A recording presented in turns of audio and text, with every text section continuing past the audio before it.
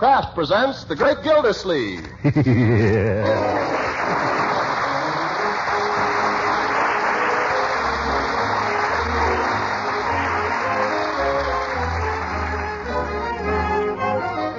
Cheese Company, who also bring you Bing Crosby every Thursday night, present each week at this time Harold Perry as The Great Gildersleeve, written by John Wheaton and Sam Moore.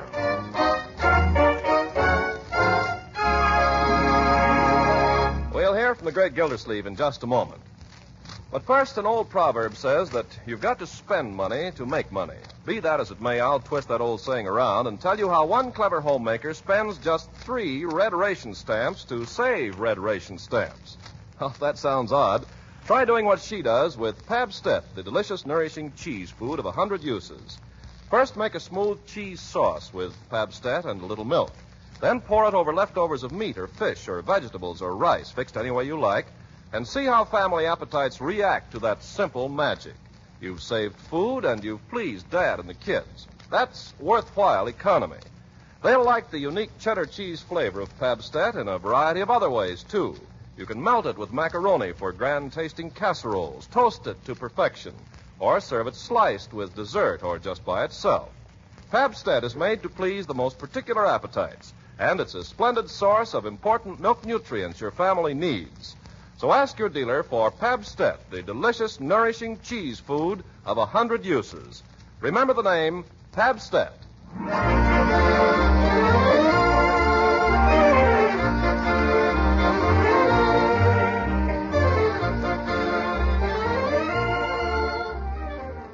First came the horse. In time, the horse was eliminated, and a self-propelling vehicle was developed through the efforts of men like Henry Ford, Stutz, Chandler, and others.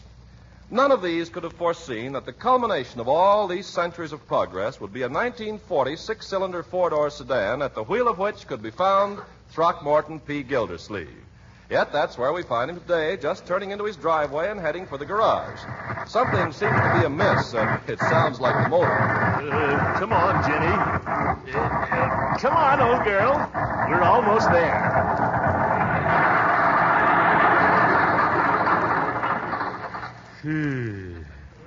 Well, we made it. Unc, is that you? Certainly. Who does it sound like? Barney Oldfield. What happened? I don't know, Leroy. There's something wrong with the old bus. Stick your shirt tail in. Yes, sir. I stopped by the service station to get Mike to take a look at it. Mike's been drafted. So I discovered. I don't know what I'm going to do now. I guess I'll have to fix it myself. Are you kidding? No, I'm not kidding. We'll all be making our own repairs sooner or later. We might as well start now. Might as well start walking. I guess I'll go in and get some old clothes on, Leroy. Bring that package when you come. It's on the front seat there. Cigars. Hey, Unc, wait. I got an idea. Oh? What's that, my boy? How about the boyfriend? Boyfriend? Oh, you mean Ben? Yeah, he'll be bringing Marge home any minute. He knows all about motors and stuff. Well, I know a few things about motors myself. I don't need any help from Ben. Mr. Gildersleeve? Yes, Bertie? Good evening. Have you got my groceries? Groceries? Oh, well, I'll tell you about that, Bertie. I didn't forget. I thought about the groceries, but the way the car's acting up, I didn't dare stop. Well, I don't know what I'm going to do for dinner. Oh, here are your cigars, Unc. Thanks. I got these before the car started acting up, Bertie. Well, I'm sure I don't know what I'm going to do about dinner, and that's a fact. Couldn't we just have some beans or something? Mr. Gildersleeve, beans come out of a can. That's 14 points in the ration book. Hang the expense. Have we got any? Well, we've got 1 can. I've been saving it in my hope chest.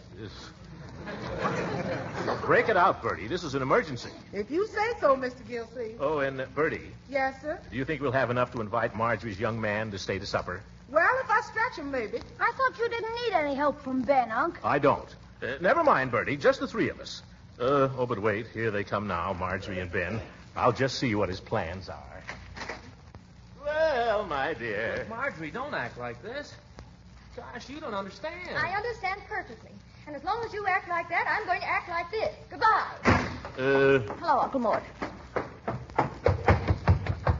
Hey, what's the matter with Her Highness? I don't know. Sounds like trouble. What's it going to be, Mr. Gildersleeve? Beans for 3 or beans for 4? Beans for 3, I guess, Bertie. Come on, Leroy. Let's get at that engine.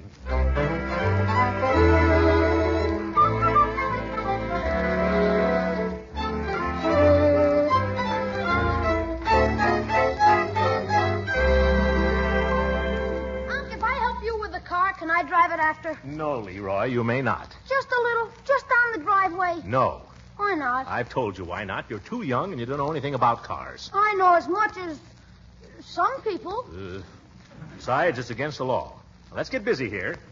How do you open this hood? Darn thing. Never get it open that way. And how do you open it? Oh, I don't know anything about cars. Come on, Leroy. How do you open it? You have to unlock it first. Well, unlock it then if you know so much. Sure. There you are. No, Unc, the other end. Oh, yeah, that's what I thought. There. Now we're getting someplace. Well, look at that, the engine. What are you going to do to it, Unc? Fix it. Yeah, but how? Don't keep asking questions. I'll figure that out when I come to it. If you ask me, you've come to it. Well, Leroy, get me the screwdriver and we'll see what's what here. Gotta get to the bottom of this. Screwdriver. Here you are, Unc. Thanks. Well, I guess we better unscrew something, huh? Well, what seems to be the trouble, Unc? I think the engine's missing, Leroy. Either that or the clutch is slipping. In either case, it's probably the carburetor. There's a little valve in there. Dirt gets into it. You just take it apart and blow into it.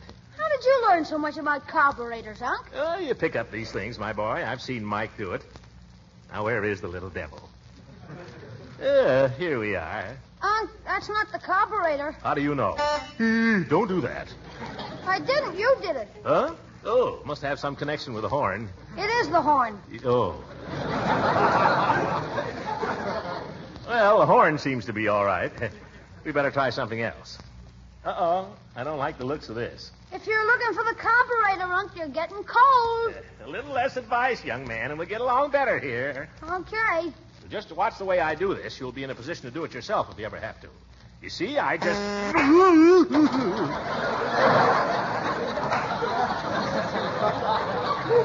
It sticks. Did you get a shock, Unc? And I bumped my head, too. I dropped the screwdriver in there. It's down inside the engine there. You'll probably have to take the grease pan off to get it. Well, how do you get the grease pan off? Screwdriver. Fine. What did Marjorie have to go and get in a fight with Ben for? Well, I'll just have to see if I can reach down in there and get it. Unless you want to try, Leroy. Your arms are longer than mine, Unc. Well, agility counts, too, you know. Yeah, but I don't know as much about cars as you do. All right. Want me to boost you in there, Unc? No, keep away from me. Greasy, filthy, dirty, nasty, filthy, dirty, nasty, filthy. I got it. Well, the boy mechanic. Who's that? His Honor. Hi, Judge. Hello, Leroy. Throckmorton, what have you been up to? Look at you, grease all over your shirt. You're a mess. Yeah, I know it. What seems to be the trouble, Gildy? The engine's missing. Well, have you notified the police?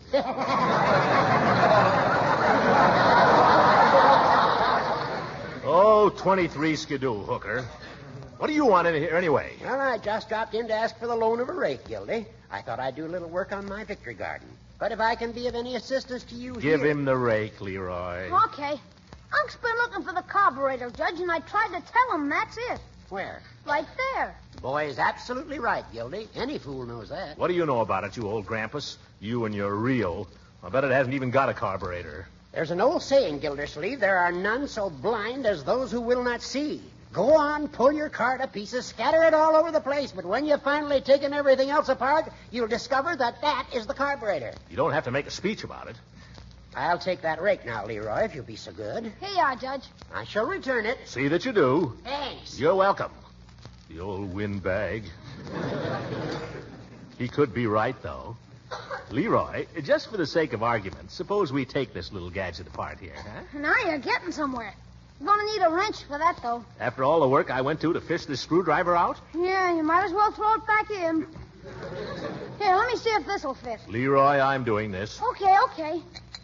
You getting it? Yeah, it's coming. Attaboy. Uncle Mort. Oh, what does she want? Leroy. What do you want? Leroy, don't holler in my ear. Supper. Be right there. Oh!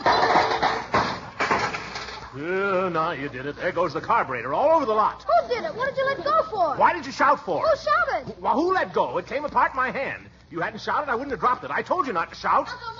All right!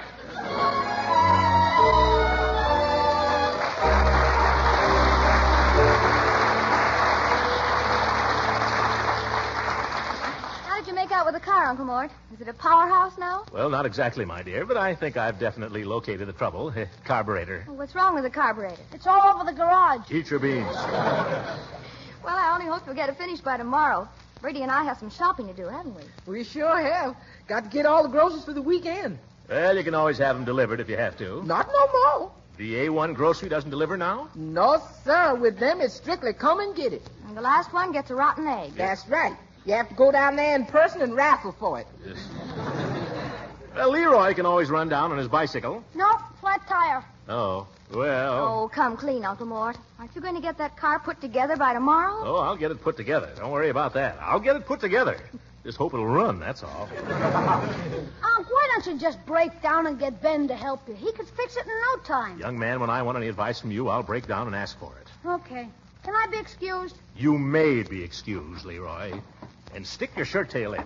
Okay.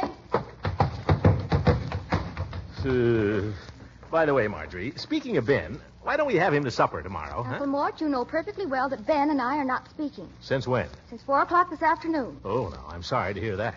We're not going to be speaking till Ben makes up his mind. About what? Whether he's a man or a mouse. Oh, I don't think you're being fair to Ben, my dear. He's a little shy, perhaps. A little. But he's a fine, capable lad, and I don't like to hear you say... Capable of putting a car together, maybe, but he's not capable of making up his own mind. Well, no, I wouldn't say that.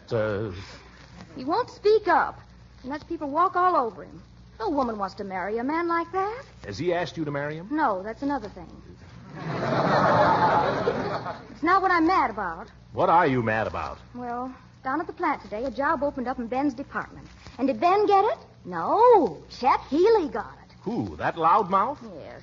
At least he had the nerve to walk into the front office and talk to them. Not Ben, though. No, Tar Baby, he ain't say nothing. Yes. So now he's working for Chet. Oh, that's too bad. Oh, it burns me up.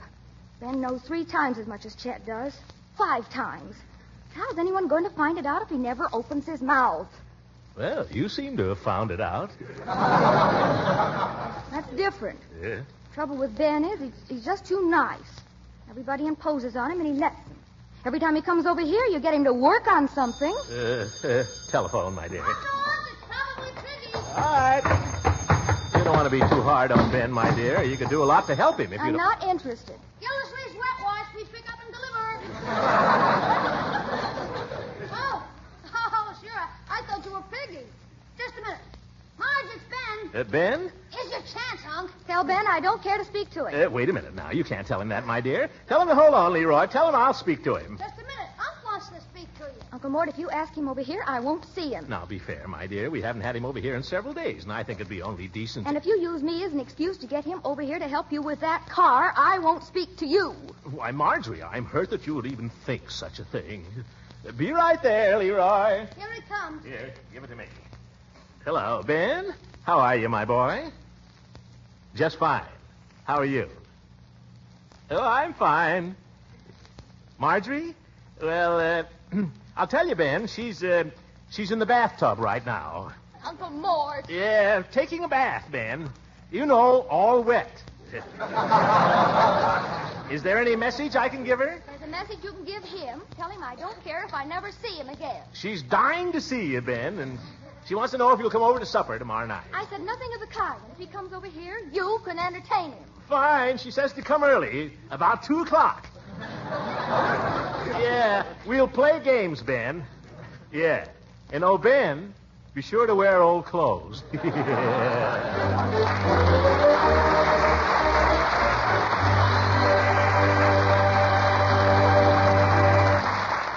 The Great Gildersleeve will be with us again in a few seconds. But first, let me ask, are you homemakers shopping before you go to the store these days? Now that it takes 2 kinds of money to buy so many foods, red ration stamps as well as cash, you'll find that planning in advance will save many vexing moments. For each meal, plan the main dish first, then carefully build the rest of the meal around it, using your newspaper list of point values.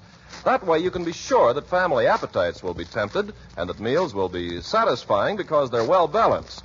If you want to surprise the family with a real treat that's economical with both red ration stamps and cash, in planning your meals for this week, include the delicious cheese food Pabstet. Pabstet has a unique cheddar cheese flavor that's grand with main dishes, or serve it as a smooth cheese sauce with leftovers in a variety of ways. Pabstet's wonderfully nourishing, too. It's a fine source of many vitally important milk nutrients your family needs. Now, you may not be able to buy Pabstet the first time you try because so much of the nation's dairy food is going to war. But watch for it and buy Pabstet when you can. Just 3 red ration points for a generous package. Remember the name Pabstet, Pabst-ETT. Pabstet.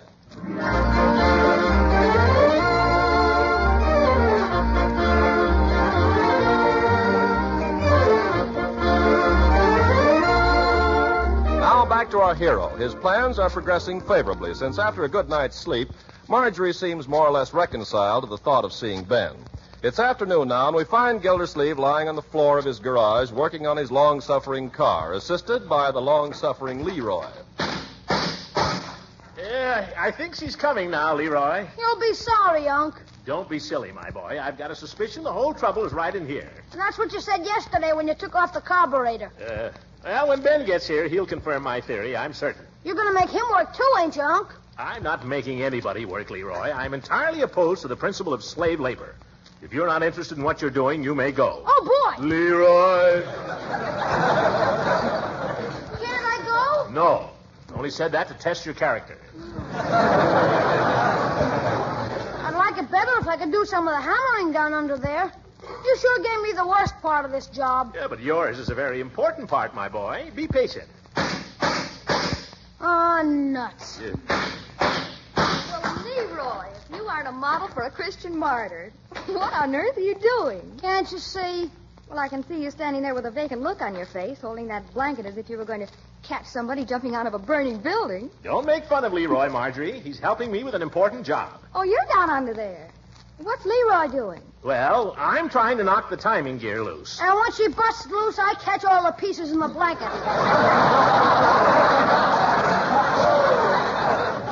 Are you kidding? No. Well, in that case, I want you both to hold still while I go get my camera. Huh? I want to record this for posterity. Hi, Marjorie. Hello, Ben. Hiya, Ben. Hi, young fella. I'll be right back, Ben. I want to get my camera and take a picture of these 2 idiots. 2? Where's your uncle? I'm under here, young. Oh, gosh. I mean... Don't let Uncle Mort talk you into any work on that car now. Oh, don't worry, Marjorie. I won't get under there. New suit. Nice, too. Well, I won't be a second. Leroy, give me a hand. I want to come up and see Ben for a minute. Okay, Unc. Blow out all your breath and pull in your stomach. Heave-ho! Ooh. Well, hello, Ben. Glad to see you. Glad to see you, Mr. Gildersleeve. Doing a little repairing, I see. Yes, I am repairing. It's every motorist's duty in wartime. By the way, I'm having a little trouble getting this gadget loose here, Ben. I wonder if you'd mind just slipping under there and having a little peek. Oh, I'm afraid I couldn't, Mr. Gildersleeve. Not in these clothes. New suit. Well, now, don't you worry, my boy. I wouldn't have you spot that suit for the world. Here, slip into these overalls. Oh, but gee, Mr. Gildersleeve. No trouble at all, my boy. Here. But Marjorie said She'll never know. Leroy won't tell, will you, Leroy? Why, that little... He sneaked off. Marjorie'll never know, Ben. Here, you'll be under there and out again before she gets back. Yeah, but she only wants to get a camera. That's what she said, my boy. But I guess we know women, don't we? Oh, yeah, you bet. Yeah. That's the stuff. Here's the wrench. You see that thing that's holding it? Yeah, I think so. Atta boy. Here she comes. Well, I've got the camera and it's all loaded. Where's Ben? Ben? Yes, Ben. Where did he go?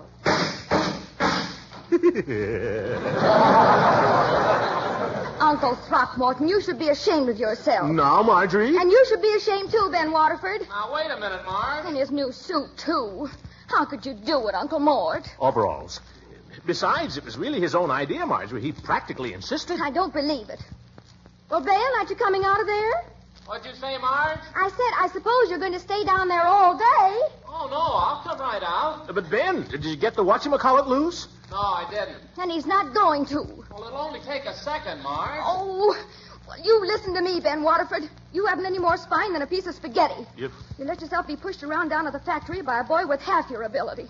And then you come out here and let yourself be pushed around by a lazy old man with a big stomach. Oh!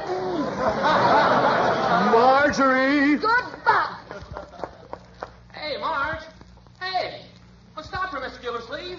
Oh, gosh. Let me get out of here. Wait till I get... Oh.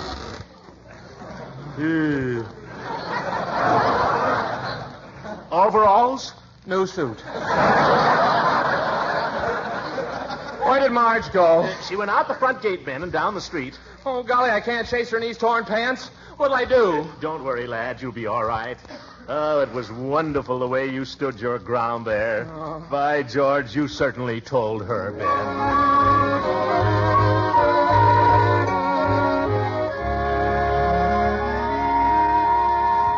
Yes, sir, that was a mighty fine supper. Aren't you glad you stayed now, Ben? Well, pretty glad. Yes, sir. Oh. Well, let's get at that car again. What do you say? You don't suppose Marjorie might be coming in soon? Don't worry about her. She'll turn up soon enough. She's probably seeing the early show at the Majestic. Might just as well work on the car till she gets here, Ben. Well, I want to talk to her before I go. But in the meantime... That's the spirit. We'll both work on it, and before you know it, zingo. Okay. Yes, sir. Oh, my goodness. What's the matter? I'm clean out of cigars, practically. Tell you what, I'll run down to the drugstore and pick up a couple while you get started. Then I'll come back and zingo.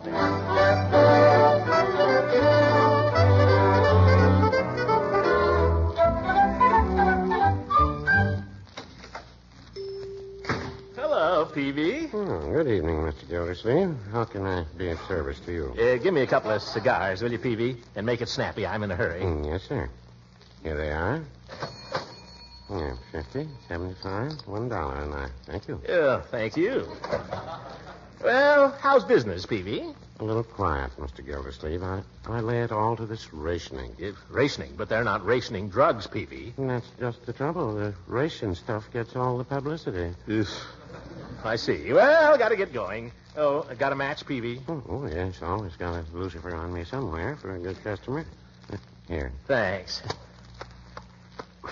Well, got to be running along. In a rush, eh? Going to a picture? No, I'm fixing my automobile, and I've got to get back and finish the job. Well, it's too bad you're in such a hurry. I can't help it. Why? What if I wasn't? Well, I was just thinking, but business being so quiet and all, that maybe you and I could play just one game of Chinese checkers. Yeah, here? Now? Yes, it only takes about a half an hour. I've got the board here with the hot water bags. Yeah, well, I've got to get back to that car, Peavy. Besides, Chinese checkers is a kid game. There's no skill to it. Well, no, I wouldn't say that. There's nothing to the game, Peavy. There's more to it than you think, Mr. Gildersleeve. I'll tell you what I'll do. If you beat me, I'll give you a 10-cent soda on the house. Oh, well, just one game, Peavy, but we'll have to play fast because I'm in a hurry.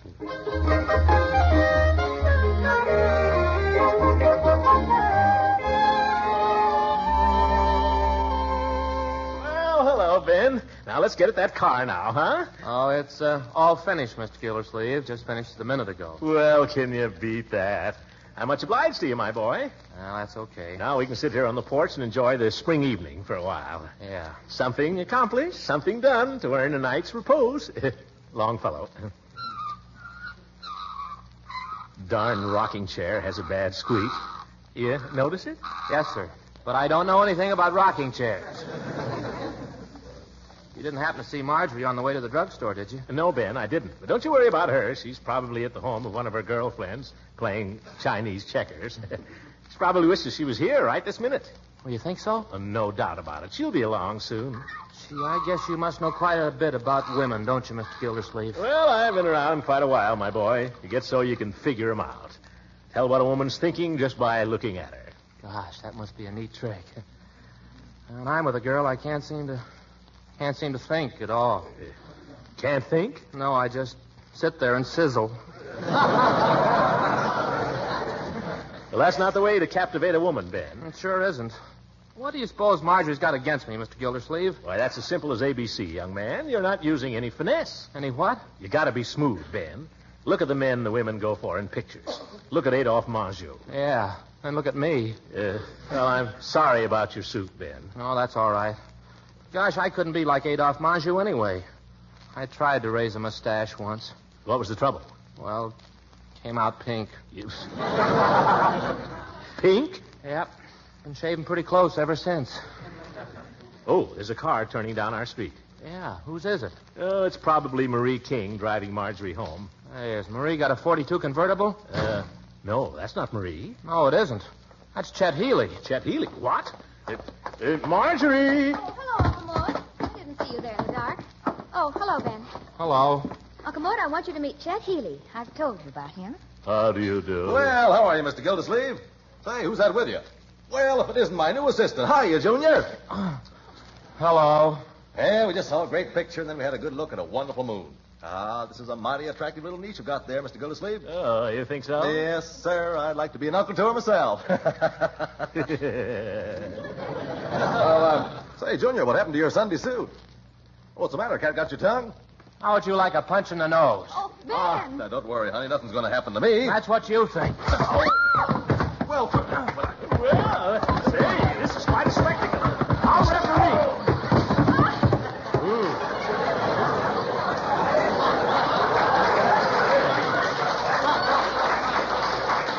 There, Mr. Healy, you asked for it. In the future, keep away from my girl. Why, Ben, I never thought Why, you're wonderful. Can you ever forgive me? Well, I don't know. You keep picking on me as if I didn't know what I was doing.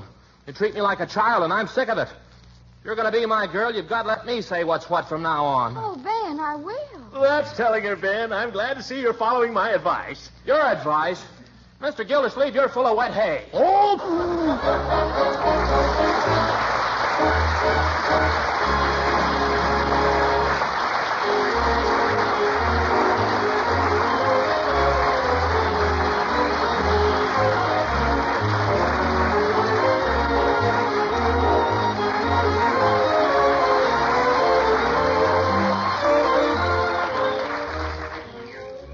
Leroy, what are you doing up? What are you doing at that window? Come over here and get a load of this, Unc. You can hear the two lovebirds out on the porch. Why, Leroy? Ooh, is that Ben laying it on? You get away from that window, young man. I'm surprised at you. What did I do? Don't you know that eavesdropping is wrong? It's dishonorable to listen in on other people's conversation. Don't ever let me catch you doing that again. You understand? Yes, sir. Leroy, did he kiss her? What do you think? Good night, my boy. Good night, everybody.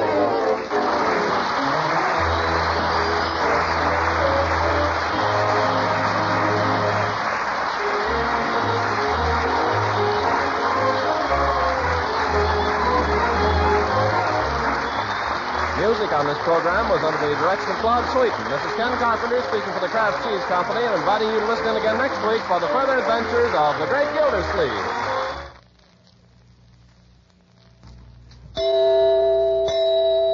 Here's a question for homemakers. What delicious, nourishing spread for bread is economical with both red ration stamps and money? The answer? Parquet margarine, the quality spread made by Kraft. Parquet margarine has a delicate, appetizing flavor that is grand with bread and toast and rolls. It's a fine seasoning for hot vegetables, a real flavor shortening for baking. It is especially good for pan frying because it doesn't spatter or stick to the pan. And besides being wonderfully good to eat, Parquet is highly nutritious. In fact, it is one of the best energy foods you can serve. What's more, it is fortified with important vitamin A. So for flavor, for good nutrition, and for all-around economy, ask your dealer for Parquet margarine. If he doesn't have Parquet the first time you ask for it, it's because of wartime shortages and because more and more people are asking for Parquet every day. But Kraft is doing everything possible to keep all dealers supplied. So watch for Parquet, P-A-R-K-A-Y, Parquet margarine made by Kraft. This program has reached you from Hollywood. This is the National Broadcasting Company.